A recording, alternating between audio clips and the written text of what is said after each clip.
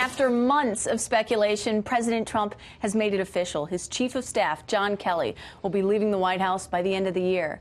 The question now is, of course, who will be the next chief of staff? So here to discuss, Brad Blakeman, former deputy assistant to George W. Bush. So, Brad, thanks for coming on. And I want to start with an op-ed that you just wrote in The Hill. You essentially made the case that now is the perfect time for John Kelly to exit. Why? Because I think the president now has to look beyond 2019 to 2020.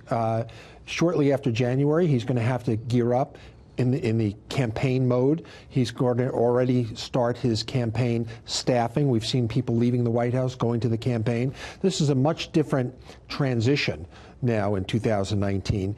The president not only has to govern, but he also has to think of his own political future and get moving on fundraising and as well as appearances for 2020.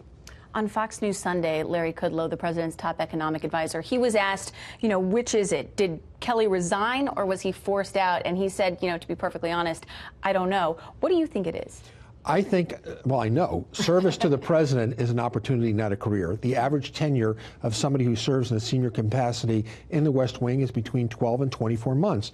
General Kelly is right in that sweet spot. This is the perfect time for him to transition because we are moving into a more political job for a chief of staff. You have to manage a lot of things, but most importantly, you need to, I think, have more political chops than General Kelly had because he was a military guy. So I wouldn't read too much into it. I think the timing is perfect, and General Kelly has done a terrific job as chief of staff to date, and it's not unusual for him to move on.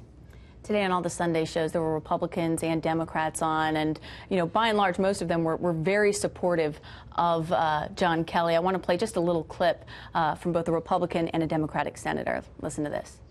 I imagine that he was one of the people that was attempting to convince the president not to fire Mueller. With his departure, certainly depending on who replaces him, our concerns that Mueller may be on the chopping block are, I think, more serious. I'm a huge John Kelly fan. He's hard to replace, there's no doubt about it, but hopefully it'll be someone just as qualified, just as strong. And, of course, that segues perfectly into who his next chief of staff is going to be. There's been so much talk that it's going to be Nick Ayers, the vice president's chief of staff. If that does indeed turn out to be true, either on a full term or an interim basis, what sort of chief of staff do you think that he would be? I think he'd be fine. The president needs somebody who has his confidence. The chief of staff needs to be a quarterback for the president's team. He needs to be somebody who can manage well. He needs to be somebody who can run the president's schedule.